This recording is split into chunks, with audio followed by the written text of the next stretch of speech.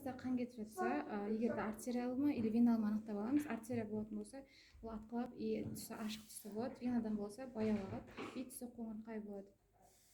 Ағып жатқан жерден жоғары, мысалы мына жерден артерия ағып жатыр и одан жоғары жерге жгут салу керек болады. Бірінші осы ағып жатқан жерден бір адамға немесе қасындағы коллегаларыңа осы басып тұруды ұсынамыз.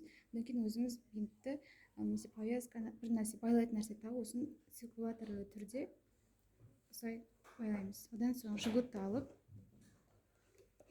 бір шетін осылай қалдырамыз. Екінші шетін осылай бізде сол қолдың бас бармағы фиксатор рөлін ойнайды. Одан соң астынан орап өткіземіз. И біз қатты күшпен осылай қысып тұруымыз керек. Бір байлам салғаннан кейін қараймыз, баяулады ма или тоқтады ма, немесе қатты жарақаттанбаса тоқтауы мүмкін. Егер тоқтамайтын жағдайда тағы да үстінен қысып тұрып тартып ораймыз. Тоқтамаса тағы да байлам жасаймыз. Кейін қараймыз. Әр байлам жасаған сайын баяулап біртіндеп тоқтай бастайды. Одан соң осыны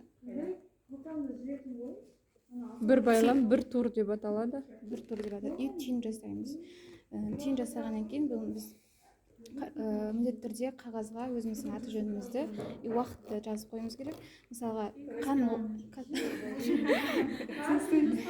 міндетті түрде уақытқа қараймыз. Егер де біз стационарға жеткізгенше 2 сағат өтетін болса, міндетті түрде бұны шешеміз и 1-2 минутқа мына жерге алақанға қан бару керек, өйткені некрозданып тіндер өліп қалмау керек, қан жетпей.